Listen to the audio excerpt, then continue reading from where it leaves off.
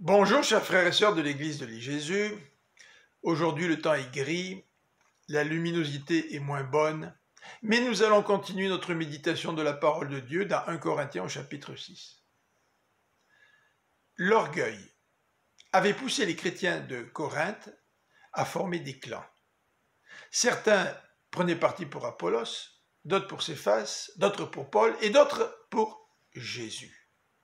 Mais l'orgueil pouvait aussi créer des différends entre frères et sœurs.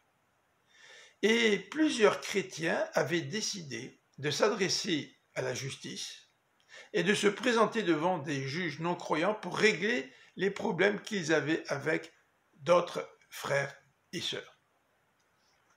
Et Paul va leur poser une question en disant « Pourquoi ne pas recourir à l'arbitrage des croyants? Car les croyants vont juger le monde. » À ce stade-ci, l'apôtre Paul va s'adresser à deux catégories de personnes, ceux qui subissent l'injustice et ceux qui provoquent l'injustice. Paul pose la question suivante.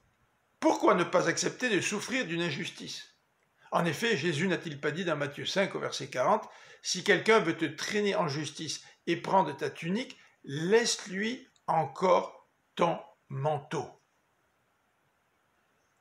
Fais tout pour ne pas aller en justice. Accepte même l'injustice, dit Jésus, au lieu de donner un mauvais témoignage en te présentant, toi et ton frère, devant un juge non-croyant. Mais Paul s'adresse aussi à ceux qui commettent l'injustice. Et il précise que ceux qui agissent ainsi, ceux qui pratiquent l'injustice, n'hériteront pas du royaume de Dieu. Donc, toi qui es chrétien, arrête de pratiquer l'injustice. Dans les versets 12 à 20, Paul nous rappelle que tout est permis, mais qu'il ne veut devenir esclave ni de la nourriture, ni de l'inconduite, en particulier de l'inconduite sexuelle. Il va nous rappeler que nos corps sont les membres du Christ. Et c'est la raison pour laquelle Paul nous encourage à ne pas nous attacher à une prostituée, car notre corps a été fait non pour l'inconduite, mais pour le Seigneur, d'autant plus que ce corps sera ressuscité. Dans les versets 16 à 20, l'apôtre nous rappelle que notre corps est le temple du Saint-Esprit à l'intérieur duquel Dieu habite. Notre corps ne nous appartient pas, il appartient à Dieu.